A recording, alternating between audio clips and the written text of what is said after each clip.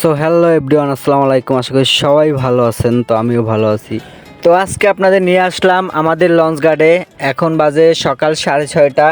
তো আমি চলে আসলাম লঞ্চ গার্ডে এবং ঘুরে ঘুরে দেখতেছি কয়টা লঞ্চ আসছে, এবং লঞ্চ অনেকগুলো এসে আবার চলেও গেছে। আবার দেখলাম আরও কিছু লঞ্চ আসছে কিছুক্ষণ আগে, যাত্রী নামতে আছে। তো আমি আস্তে আস্তে ঢুকতেছি লঞ্চ গার্ডের ভিতরে, আর যাত্রীগুলো বের হচ্ছে। আর পাশে হচ্ছে কাউয়ারচর খেওয়াঘাট। তো এটা হচ্ছে খেওয়াঘাট, আর এখানে দেখতে পাচ্ছেন লঞ্চগুলা ভিড়ানো আছে। এই লঞ্চগুলা 4টা থেকেই আসা শুরু করছে, 4টার আগে থেকেই আসা শুরু করছে। তো এখানে এসেই দেখতে পারলাম অ্যাডভেঞ্চার 9 এসে গেছে, তারপরে পারাবত 10 আছে, আরও অনেক লঞ্চ আছে, এমখান আছে, মানহানি আছে। তো দেখলাম যাত্রীগুলা বের হচ্ছে। এখন বাজে প্রায় 7টার কাছাকাছি। তো এখনও অনেক যাত্রী নামতে পারেনি, যারা এখনও নামতেছে। আর পল্টনে দেখতে পাচ্ছেন অনেক ভিড়, মানে সেরকম একটা ভিড়ও নাই, কারণ এখন বাজে প্রায় 7টার কাছাকাছি, এই জন্য এতটা ভিড় নাই।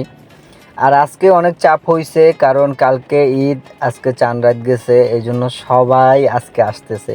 ঢাকা পুরা খালি করে দিতেছে, বরিশালের লোকজন সব চলে আসতেছে, ঢাকা প্রায় খালি। আর এখানে কতগুলা লঞ্চ আসছে দেখছেন। আগে যখন আমাদের পদ্মা সেতু হয় নাই, তখন কিন্তু এখনকার চেয়ে অনেক বেশি লঞ্চ আসতো। লঞ্চ রাখার জায়গা ছিল না, এখন তো নতুন পল্টন করছে, নতুন আপনার মনে করেন জায়গা করছে, অনেক সুন্দর সুন্দর প্লেস করছে। তো এইগুলা দেখতেও অনেক মানুষ আসে বরিশালে। আর এই বিল্ডিংটা তো সবাই চেনেন, যে ভাইরাল হয়ে গেছে যে বিল্ডিংটা, আমাদের বরিশাল লঞ্চ ঘাটে যে ভাইরাল জায়গাটা, আমার আগের ভিডিওতে দেওয়া আছে এই ভাইরাল জায়গাটা, সেটাই আপনাদের একটু দেখাইলাম।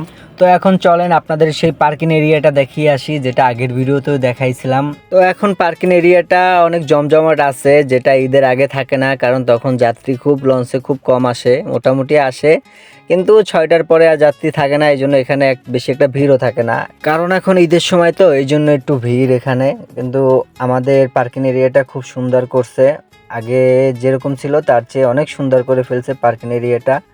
আর এখানে দেখতে পাচ্ছেন যাত্রীগুলো আসছে, গাড়ি ভাড়া করে এখান থেকে নিয়ে যেতে পারে।